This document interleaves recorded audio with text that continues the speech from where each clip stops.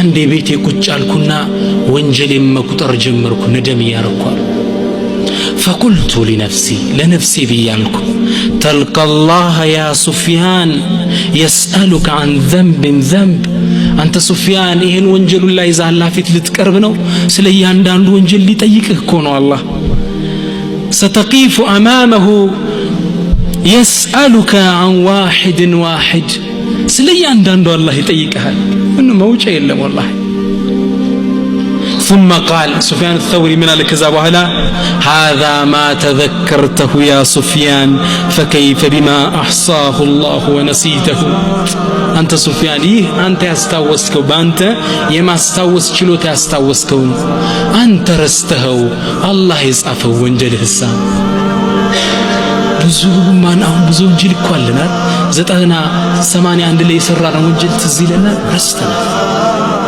ሚረሳሃል በሂደት ከዛ በኋላ ሱፊያን الثوري ምን ይላሉ فجلست اتذكر عمري سنه ቁጭ ብዬ እድሜን እያንዳንዷን አመት ማስተንተን ጀመርኩ ይላል ያ አላህ ይሄ ነው ተውባ ማለት ነደም ማለት እያንዳንዷን 81 ላይ እንዲሰራው አስተግፍሩላህ ያ ረብ ጸጸት በቃ استغفار አድርግ እያንዳንዱን አመቴን አስታውሼ ከተወበትኩ በኋላ ስነሳ ቀለለኝ አሉ ትክሻዬ يهونا هي وزرنا ووضعنا عنك وزرك شكم ነው ወንጀል እንዲያስሮ ሚዛል ለቀቀኛል ብዙ ወንዶች እዛ አደባባይ ላይ የሚያገኙአትን ሴት ለትዳር አይፈልጓት አንዱ ገርል ፍሬንድ ያዘኝ ትላለች አንዷ የተወበተች ልጅ ታሪኳ ሲተጽፍ ከዛም በፍቅር ቆየንና ሊያገባ ፈለገ እንደሚያገባኝ አቃል ሰርጋችን መቼ ነው ስለው ኦኔኮ ለትዳር ያንቺ አይነት ሰው አልፈልግም ለጊዜያዊ ቆይታ ነው እንጂ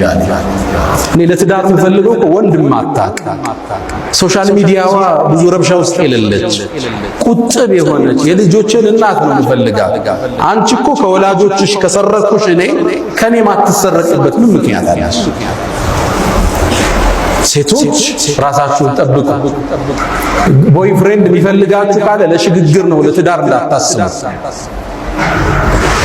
ሌላኛው አጋንዱ ቦይፍሬንድ አሁን ቆይ ከዛ ልጋባ ስትለው አንቺ ሙእሚን ነሽ አለ አዋለች ኢነመል ሙእሚኑነ ኢኽወቱን አላት ይባላል ታዲያ ሙእሚኖች እኮ ወንድማማች ናቸው አለ እኔና አንቺ ፋሚሊ ነን እንጂ ባለ ትዳር መሆን አንችልም ራስን መጠበቅ መልካም እጣን አያስመልጥም ሽልማትን አይቀማም ወዳጆች የነቢዩላህ ሹዓይብ ልጅ ወደ ሙሳ ስትመጣ አመጣጧን አላህ ገልጾታል ወጃአት ኢህዳሁማ ተምሺ አለ እስትሕያ ራሷን ጠብቃ መጣች ሙሳን የመሰለ አላህን ያናገረን ነብይ ማግባት ቻለች ሐያዋ ከትዳር አላገዳት ቁጥብነቷ ታላቁን የአላህን ነብይ በማግኘት ልትሸለም ተደረገች ሴቶች እንደው ወንድማዊ አማናዬ ምክሬ የትኛውም ወንድ ለትዳርና ለዝሙት ሲፈልግ አመራረጡ ይለያያል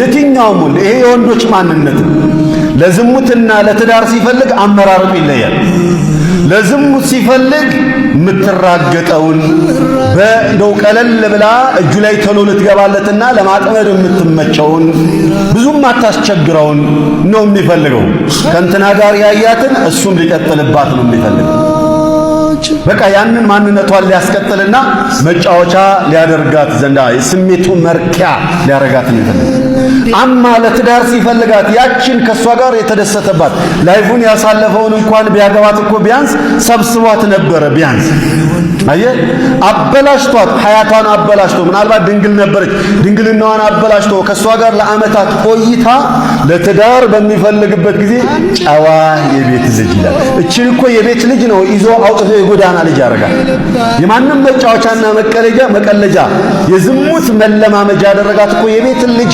አታሎ አውጥቶ እኮ ነው ከዛ በኋላ ወደ ትዳር ሲመጣ መስፈርቱ ኮምፕሊትሊ ይለያያል ሙእሚን የሆነች ቁርአን የቀራች ሳሊ የሆነች አባቷ እንደዚህ ሆነ፣ እናቷ እንደዚህ ሆነች፣ ጎሳዋ እንደዚህ ሆነ፣ ብሔሯ እንደዚህ ሆነ፣ መልኳ እንደዚህ ሆነ፣ ጸጉሯ እንደዚህ ሆነ፣ ጸጉሯ ዞማ፣ ጥርሷ ምናምን እያለ የሚያስቀምጣቸው መስፈርቶች አሉ።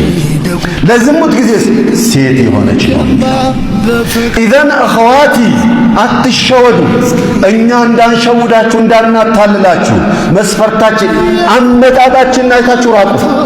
ለዝሙት ከሆነ የመጣ ነው ያ ሰላም በቃ ያንን ለማግኘት ነው የምንክለፈለፈው። ለትዳር ከሆነ እኛ ወዶች የመጣ ነው ግን አመጣጣችን ራሱ ያስታውቃል። ወንድሜ በዚህ ምድር ላይ ስንኖር ትልቁና ፈታኙ ጦርነት ያለው ከውጭ ጠላት ጋር አይደለም። ትልቁ ጦርነት ያለው ከገዛ ስሜታችን ወይም ከነፍስያ ጋር ነው። የሰው ልጅ ደካማ ነው።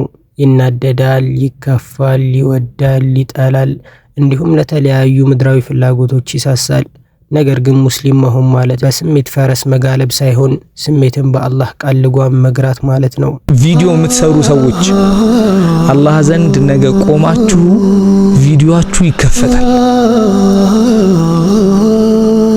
ነገ አላህ ዘንድ ቪዲዮአችሁ ይከፈታል።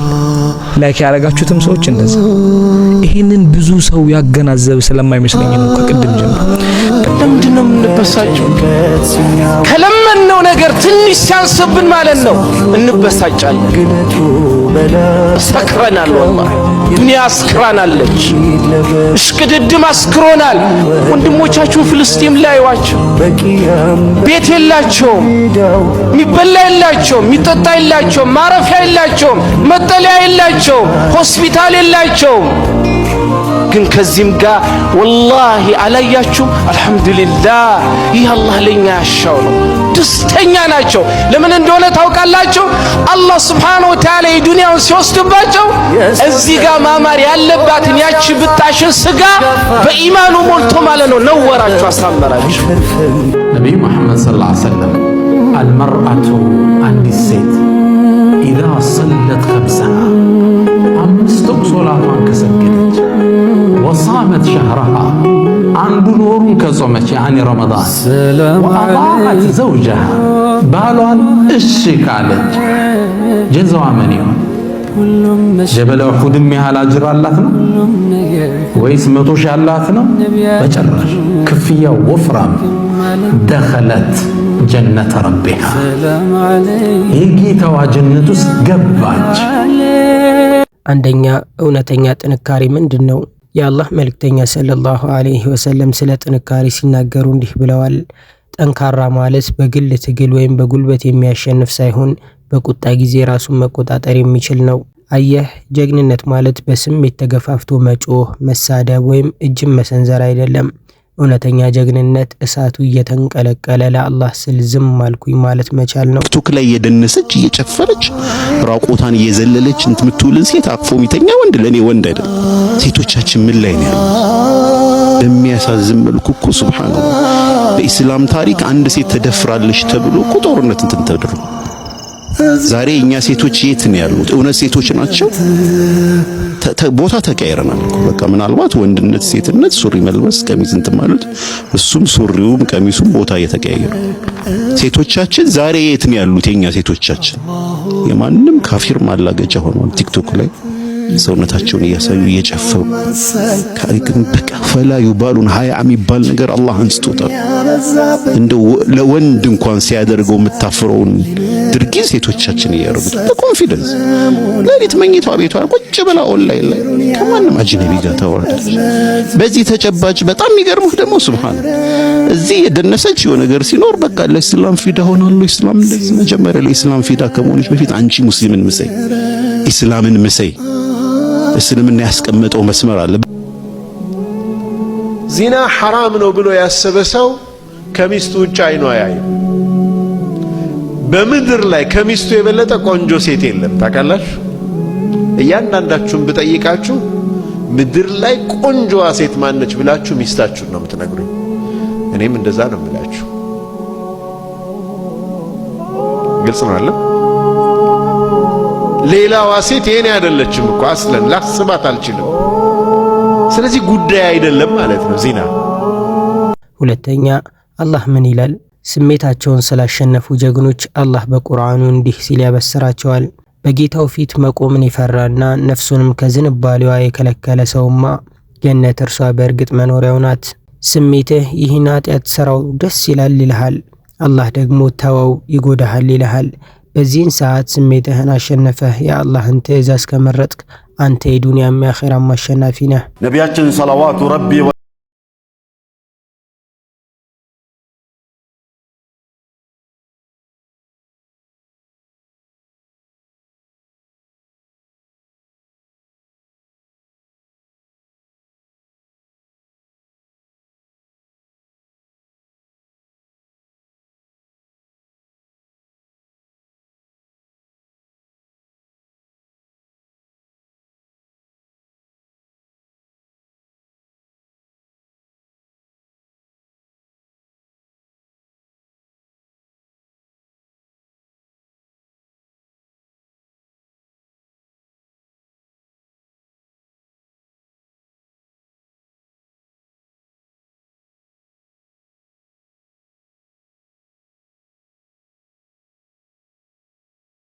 ጨርሶ ከድንጋይ በላይ ከደረቀ መኖር ምንም አይጠቅመንም። ቶሎ ሞተን ወንጀላችንን ቶሎ ፋይሉን ብንዘጋ ይሻለናል።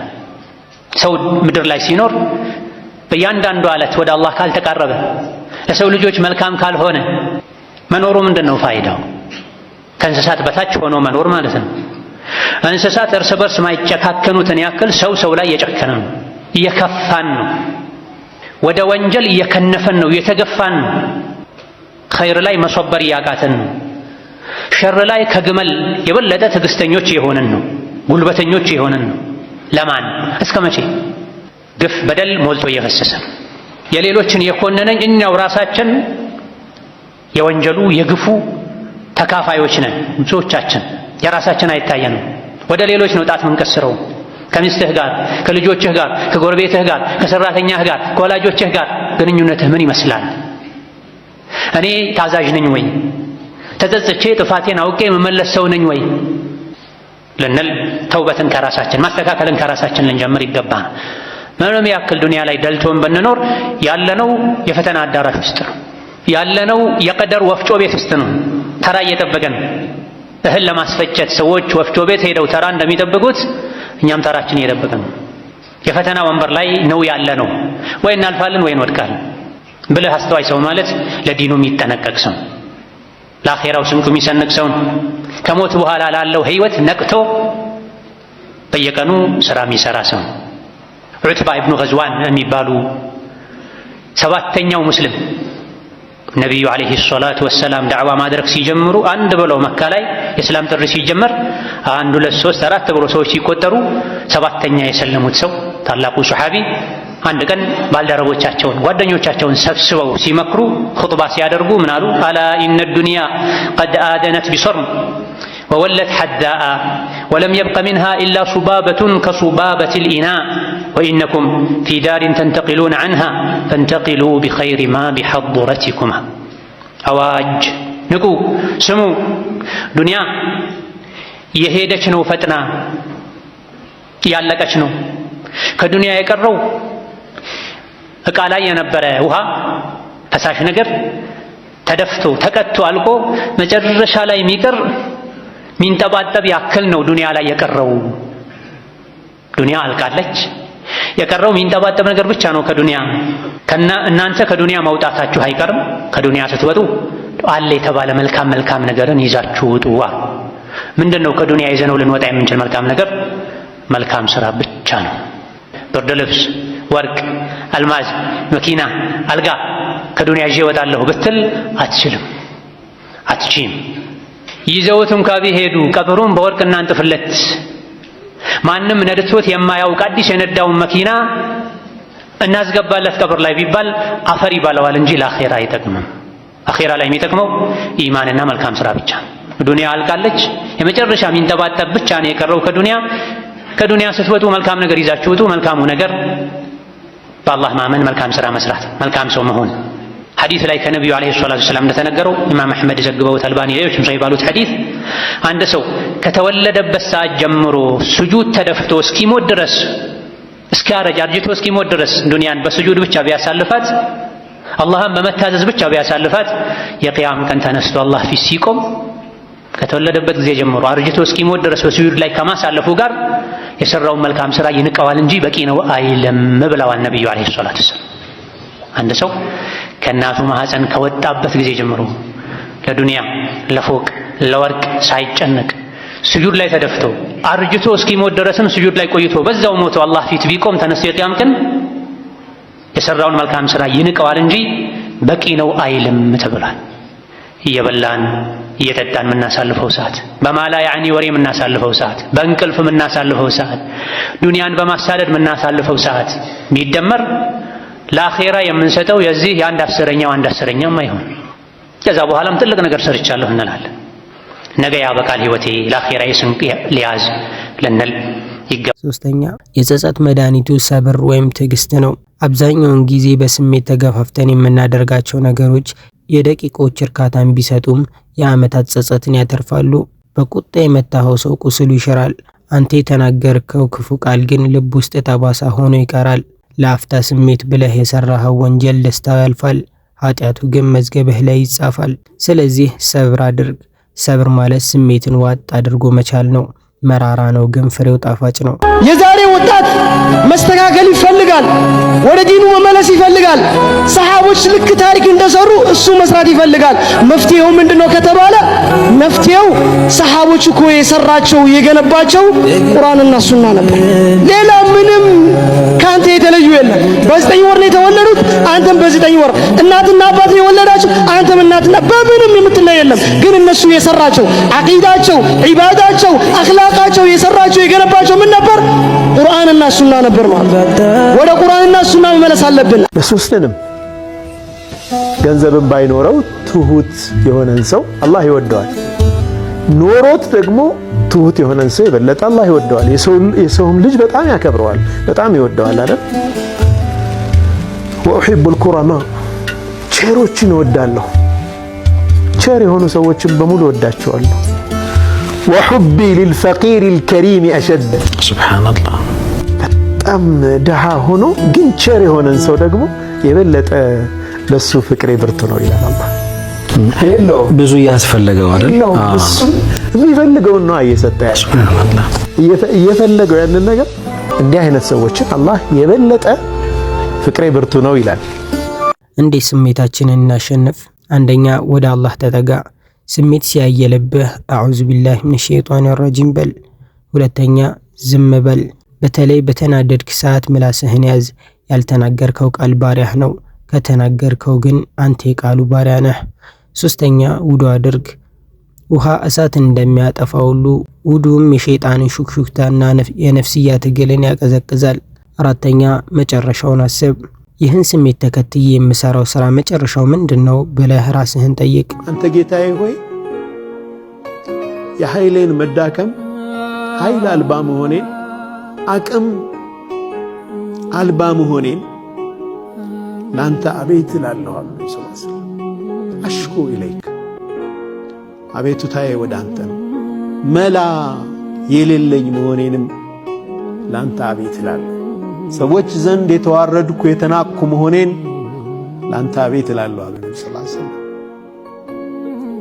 ያ አርሐመ ራሒሚን አንተ የአዛኞች አዛኝ የሆንክ ጌታ፣ አንተ ረቡል ሙስተድዓፊነ ወአንተ ረቢ፣ አንተ የደካሞች ጌታ ነህ የኔም ጌታ ነህ አለ ነብዩ ሰለላሁ ዐለይሂ ወሰለም።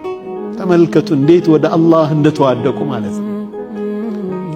ሰዎች አዋርደውኛል፣ ንቀውኛል፣ ምቅም አቅም የለኝም፣ መላ የለኝም፣ ወደ አንተ አቤት እላለሁ ይህንን ደካማነቴን። ኢላ መን ተኪሉኒ ለማን ነው የምትተወኝ አንተ ጌታ? ያሉ ሩቅ ወደሆነ ሰው፣ ሩቅ ወደሆነ አካል እኔን ሊያጠቃኝ ወደሚችል ነው ወይ የምትተወኝ? አም ኢላ ዐዱዊን መለክተሁ አምሪ ጉዳይን በእኔ ላይ ኮንትሮል በሚያደርገኝ በሚቆጣጠረኝ ጠላቴ ላይ ነው ወይ የምትተወኝ አንተ ጌታዬ? ይሄ በቃ ራሳቸውን ለአላህ እንዴት ኢስቲስላም እንዳደረጉ ተመልከቱ። ከዛ መለስ አሉና ግን ለም የኩን ቢከ ዐለየ ገደቡን ፈላ ኡባሊ ሁሉ መከራ ግን ደርሶብኝ ያንተ ጥላቻ አንተ ካልጠላኸኝ ግን ግድ የለኝም አሉ ነብዩ ሰለላሁ ዐለይሂ ወሰለም። ያንተ ቁጣ በእኔ ላይ ካልሆነ ግድ የለም ሁሉ ነገር ቢደርስብኝ ግድ የለኝም አሉ ነብዩ ሰለላሁ ዐለይሂ ወሰለም። በአንተ መንገድ ላይ አንተ በምትወደው መንገድ ላይ ከሆነ ያንተ ቁጣ ያንተ ጥላቻ በእኔ ላይ የማይወርድብኝ ከሆነ ግን ግድ የለኝም። ወላኪን አሉ ነገር ግን አፍየቱ ከአውሳውሊ ሰላም ብታደርገኝ እሱ ይሰፋልኛል ለኔ አሉ ነብዩ ሰለላሁ ዐለይሂ ወሰለም። ወንድሜ አንተ የስሜትህ አለቃ እንጂ የስሜትህ አገልጋይ አትሁን። ስሜት እንደ ሕፃን ልጅ ነው። የፈለገውን ሁሉ ከሰጠኸው ያበላሻል፣ ካስተማርከውና ከገራኸው ግን ያድጋል። አላህ ስሜታቸውን ከሚያሸንፉት ነፍስያቸውን ቀጥ አድርገው ከሚመሩትና ጀነትን ከሚወርሱት ባሮቹ ያድርገን። አሚን። እጅግ በጣም ብዙ ሰዎች የአላህን ተባረከ ወተዓላ መሃሪነት ተስፋ በማድረግ አላህ ከሪም ነው እንደ ሰዎች አይደለም እያሉ ጀርባቸውን በወንጀል የሚያከብዱ የሥራ መዝገባቸውን በወንጀል የሚሞሉ ሰዎች አሉ። አዎ አላህን ተባረከ ወተዓላ ተስፋ ማድረግ፣ አላህ ላይ ጥሩን ነገር ተስፋ ማድረግ፣ ከአላህ ምህረትን መጠበቅ ሑስነ ظን ተገቢና አስፈላጊ ነገር ነው። መቼም አላህ አይምረኝም ብሎ ተስፋ መቁረጥም ከሙስሊም የሚጠበቅ አይደለም። ከባድ ወንጀል ነው። ከከባኢረ ዙኑብ ከከባድ ወንጀሎች አንዱ እኔን አላህ አይምረኝም ብሎ ተስፋ መቁረጥ፣ እገሌን መቼም አላህ አይምረውም ብሎ ተስፋ ማስቆረጥ። ይሄ አይገባም። አላህ መሃሪ እንደሆነ ነግሮናል። ነገር ግን የአላህን ምህረት ተስፋ በማድረግና በሸይጣን በመታለል መካከል ያለውን ልዩነት መረዳት ያስፈልጋል። ሸይጣን ከንቱ ተስፋን ይሰጣቸዋል፣ መልካምን ነገር ያስመኛቸዋል። የሸይጣን ቃልና ምኞት መታለል፣ መሸንገል እንጂ ሌላ አይደለም ባለው መሰረት አላህ ተባረከ ወተዓላ መጥፎ ሥራ ከመስራት ጋር የአላህን ምህረት ያስከጅላቸዋል። ሸይጣን ከፊት ከኋላ ከግራ ከቀኝ በእግር በፈረስ እመጣባቸዋለሁ፣ አታላቸዋለሁ። አብዛኞቹን ታዛዥ ሆነው አታገኛቸውም ብሎ አላህ ፊት ቆሞ ዝቷል። ሸይጣን የሰው ልጅ ላይ እንደሚጫወት ሂድ አንተን የተከተለ ከአንተ ጋር ጀሀነም ትገባላችሁ፣ ትክክለኛ የኔ ባሮች እነሱ ላይ አቅም የለህም፣ መግቢያ የለህም ብሎታል አላህ ተባረከ ወተዓላ። ከልኢማም አልሐሰን አልበስሪ የሚባሉት ታላቅ ታቢዒ ረሒመሁላህ ተዓላ ሙእምን ስለ ጌታው ጥሩ ግምት ስላለው ከጌታው ጥሩ ነገር ስለሚጠብቅ ስራን ያሳምራል። ስራው ስላማረም አላህ ዘንድ ጥሩ ነገር ያገኛል ማለት ነው። ለጌታው ያለው ግምት ጥሩ ነገር ስለሆነ አላህ መቅጣት ያለበትን እንደሚቀጣ መሸለም ያለበትን እንደሚሸለም ስለሚያውቅ ግምቱ አማረ፣ ስራውም አማረ። ፋጅር ደግሞ አመፀኛ እምቢባይ ደረቅ የሆነ ለጌታው ያለው ግምት የተሳሳተ ስለሆነ የተበላሸ ስለሆነ ስራውም ተበላሻል። አላህ ተባረከ ወተዓላ ሞኝ ነው። የታዘዙትንም ያልታዘዙትንም አኼራ ላይ እኩል ጀነት ግቡ ይላል ብሎ የተሳሳተ ግምት እሱ ላይ ስላለ ስራውም የተሳሳተ ሆና ከባድ ወንጀሎች ጋር ከመጽናቱ ጋር ዋጅብ የሆኑ ግዴታ የሆኑ ነገሮችን ከመተው ከመዘናጋቱ ጋር ሰውን ከመበደሉ ጋር የሥራ መዝገቡን በወንጀል ከመሙላቱ ጋር አላህ ተባረከ ወተዓላ የቂያም ቀን ችግር የለውም ሂድ ጀነት ግባ ይለኛል የሚል ሰው ካለ አላህን አያውቅ። እዚህ ቻናላችን ላይ የምንለቃቸው ቪዲዮዎች ከተመቻችሁ የቴሌግራም ኮሚኒቲ አለን። እዛ ኮሚኒቲ ላይ የተለያዩ ቻሌንጆችን እዚህ ላይ የማይለቀቁ ቪዲዮዎችን እንለቅበታለን። ሊንኩን ኮመንት ላይ አስቀምጥላችኋለሁ፣ ገብታችሁ ፎሎ አድርጉ።